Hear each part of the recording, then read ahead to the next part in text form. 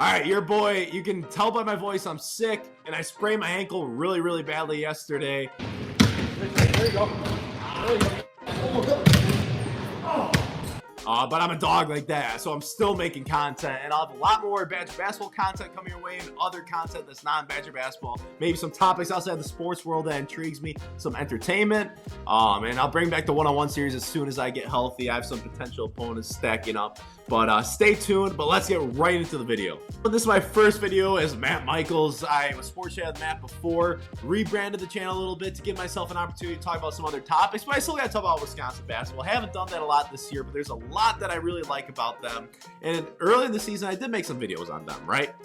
And in a November 24th video, I said, this is Greg Gard's best team. This team has the highest ceiling we've seen. And right now, that's not looking like too bad of a prediction. Some people are like, oh, what about that 16-17 team that beat Villanova, made the Sweet 16? Okay, that was the most accomplished team Greg Gard's had. But I would say that's not the best team. When this team this year is shooting 20% better from the free throw line. They are going 84% from the free throw line. That team went 64% from the free throw line. You had both happen, Nigel shooting the majority of the free throws and not going over the 60% mark. Both were in the 50s. So I think this team has some physical attributes and some just, they check every box, but they have some physical attributes that we've never seen in the Greg Gard era.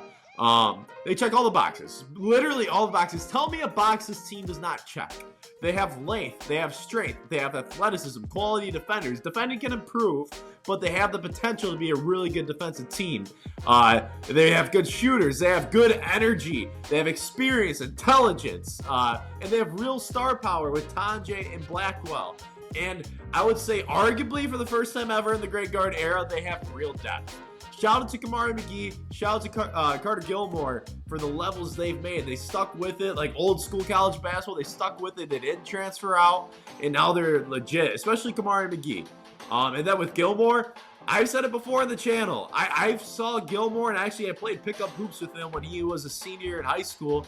And I always said he has more in him than any Badger fan has ever seen. It's all mental. It's all confidence. And now he's finally got the confidence to take the open shot and believe that he's actually going to make it. But just diving into the statistics a little bit. Wisconsin is 15th in the country, as in last night when I looked it up, but they're 15th in the country in offensive efficiency, right? No Greg Gard team has ever come close to that.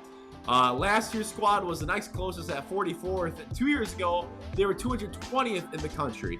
The offense now is modernized. This is a totally different offense. I'm stating the obvious, but they're playing much faster, and they're ranking 171st in possessions per game. The next closest Wisconsin team to do that was 271st in the country in 2021-2022. And in most of the other years, they were well into the 300s. So this is just a totally new look team with new firepower. And I think when Wisconsin gets the horses, they'll speed it up. But when they don't have the horses, they're going to slow it down. It's common sense. But let's compare the statistics between this year's team and our two Final Four teams from 13-14 and 14-15.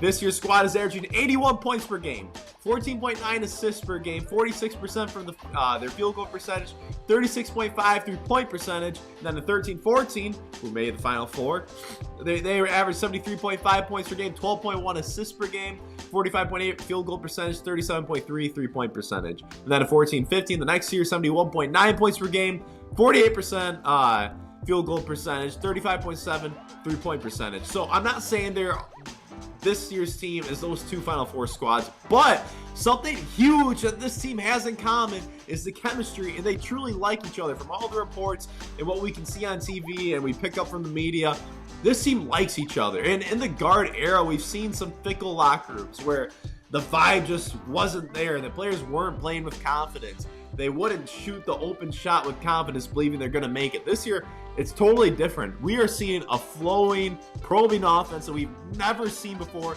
in the Greg Gard era. So, I think this team has the highest potential we've seen in the Greg Gard era, and I think that potential, I'm going to say right now, just like how I said on November 24th, I think this is the best and most high ceiling team Gard's had.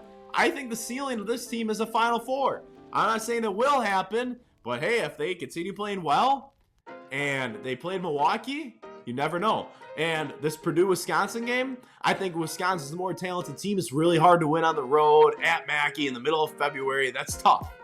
But I think Wisconsin's the more talented team, and I'll be not surprised at all if they pull this off. So, Final Four is my ceiling. I'll have a lot more Badger content coming your way. I'm not going to shy away from Badger content. You know, I just got injured, sprained my ankle, so I'm going to have more time to make some more content coming your way. And I'll also have some other content, all right? So thank you so much for watching, and stay tuned, because in my next video, I'm going to talk about why I'm concerned this Wisconsin team won't reach their potential. Thank you for watching. Catch you next time.